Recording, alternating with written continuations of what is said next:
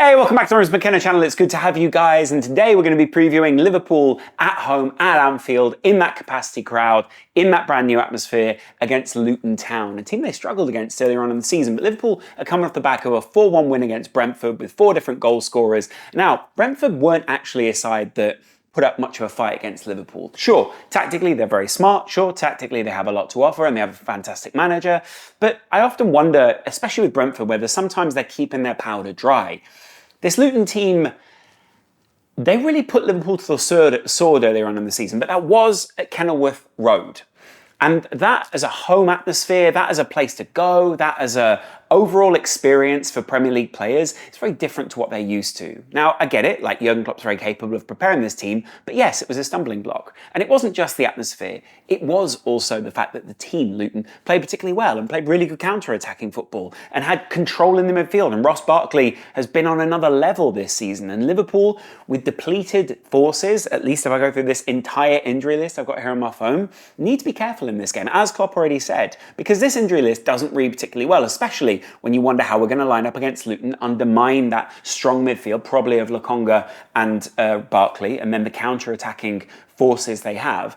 Trent, Szoboszlai, Jones, Jota, and Alisson all out for this one. Jones won't be out for as long as we think, but Jota's probably out for that 2 months. Trent still out for a little longer, tweaked it again, and Szoboszlai battling for fitness. Alisson battling to be back by the international break. And that means that there's a possibility, by the way, that he misses the Man City game. I think what we're really saying is we're trying to get him fit for that Man City game. But we will see, right?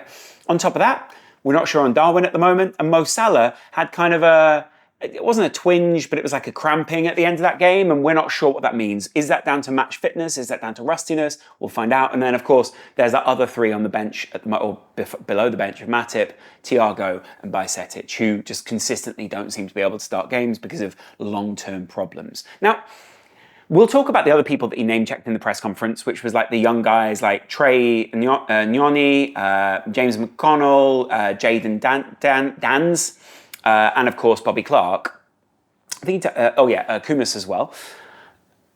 All those guys are young, talented players, but they're not players that are ready to just walk into this starting 11 for the Liverpool team. And so, you know, as talented as Bobby Clark is, and as brilliant as it's been to see, you know, fantastic youth in Conor Bradley on that right-hand side, Liverpool still need to maximise the depth. And I actually think the summer definitely helps Liverpool in that sense, right? Like bringing in 3 top-class midfielders and bringing Jones up to a new level. Actually, 4 top-class midfielders. Wow, that's wild. 4. It's not fair. McAllister, Szoboszlai, Gravenberch, and Endo are all Premier League quality, if not borderline world-class players, right? And of course, they've proven so in the Liverpool team, or at least potentially world-class players. What I'm saying is that's brought Liverpool's depth to a whole new level. And if they'd have had a full complement this season available, which they have never had, I think they might have only had it available for 1 Premier League game, and even then, I'm not sure that's actually true. Then we would have seen like Liverpool's depth really kicking into place. But we've seen a couple of players playing multiple weeks, not really being able to rotate off, possibly playing more minutes than they need to, possibly overexerting themselves, taking them into what the Liverpool or any Premier League staff call themselves the red zone, where it's a place that you don't really want to be if you're a player. You're more at risk of injuries, you're more at risk of having issues in the game, you're more at risk of fatigue and therefore not being able to play to your full potential. I imagine Liverpool is sort of suffering from that at this point, right? But there is still a strong starting 11 that Liverpool can put out there. Of course, there's Kevin Keller in goal, who I think is a player that Liverpool know is world-class, but ultimately needs to work up his confidence. I think it's purely a confidence thing with him, and then I also think it's a placement and movement thing as well. But that comes from confidence, being able to read the game, and just having match situations to exercise yourself in. So I think that's coming in time, right? Right back is obviously Conor Bradley. Konate is probably going to start as well. Virgil van Dijk. And I think we'll probably go for Robertson in this game, but I'll be interested to see whether we rotate Joe Gomez in with the weekend in mind, with someone like a Chelsea. In fact, is exactly the team of Chelsea in the cup final. Obviously, it's not ideal that we're playing in midweek at this point, but the Premier League is what it is. City also have to do the same against Brentford, and we know that they're probably going to absolutely thrash Brentford at home. But you know, it's still the Premier League, and Liverpool are one of those top sides. So again, you want to get points on the board rather than have potential games still to play alongside City. But what would be nice is to see where we sit alongside on level games with City. Although it is a good thing if Liverpool can remain ahead of it to just be putting points on the board if possible, and it would be great to get some points on the board against Luton, obviously.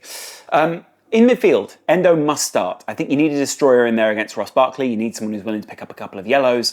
We probably want to try and get this game as far ahead of Luton as possible, and then, on the other side of that, bring in some of those youth, bring on a Clark, bring on people like that. Just people who can come in, still play really great controlling football like Liverpool did against Fulham in the FA Cup and things like that, and just try and shore things up. McAllister's also probably going to play in this one, and probably Ryan Gravenberch, mainly just because I don't see many other options further down the field.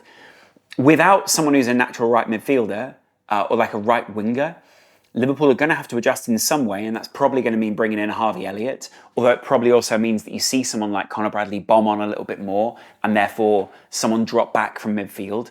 Harvey's probably going to be the guy that starts. It's hard to see who else it would be in that starting 11. And, you know, as much as I'd love to see, again, a youth player start, it's hard to see it, just purely because what are we meant to do? Like, we're just meant to keep bringing in all these youth players and expecting them to play as well as someone like Conor Bradley? It almost doesn't seem fair.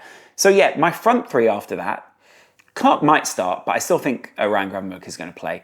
I would like Bobby Clark to start, but I still think Gravenberch should start. Maybe we do it the other way around and do this, you know, the unit thing that Klopp is doing, and that might be why Clark would start. Good time for him, by the way. And by the way, with him starting with someone like Diaz ahead of him and a Cody Gakpo, who could probably also drop a little bit deeper, probably means that Gakpo and Elliott are going to play that little bit wider, a little bit higher up the field, stretch the play a little bit against Luton, and try and just work our way through the opposition. If you're a young Liverpool player at the moment, it is a great time to be that, because you're probably going to get at least some minutes in the team. But if you're another Premier League side, you're looking at that and thinking, okay, we could probably sit back, and is Cody Gakpo going to be able to get in behind us? Liverpool are probably going to try and get it to the 6-yard box, then cut it back. They love doing that to Cody Gakpo. Is that possible with Diaz? Yes. Is that possible with Elliott? Yes. Is it possible with the other midfielders we have? I don't really know. So I'll be interested to see about that combination. We're probably going to see more in the midfield 10 area, people overlapping Cody Gakpo, trying to just bring people into the box, similar to what we did with McAllister for his goal against Brentford from the Salah pass, and similar to what we were trying to work later in the game. Arsenal are also trying to do a similar thing where they work their 10s and their attacking midfielders into that area and just basically pass the ball into the net or give them an easy shot with a high XG. Luton, on the other hand, I think are going to sit relatively deep. Ross Barkley loves doing that counter-attack. Lokonga is a very combative player in the same way as Ross Barkley is. They both just love crunching into tackles. They both love making it difficult for the opposition. And I think at this point, we probably know that Liverpool's midfield also enjoy doing that kind of thing, but also we don't want to get them injured, especially not before the Chelsea game. I think it's an interesting time to play us. I think Luton are going to come out aggressive. They're going to come out and try and put Liverpool on the back foot early on. Liverpool are very good at riding those storms, or have been more recently. They did it against Brentford. They've done it multiple other times this season. But I'll be interested to see what happens. That's a lot of injuries within there. And we're probably starting with a depleted side against Chelsea this weekend. I would expect Nunez not to start. I'd expect Salah not to start, just purely because I think we want them fit for the weekend.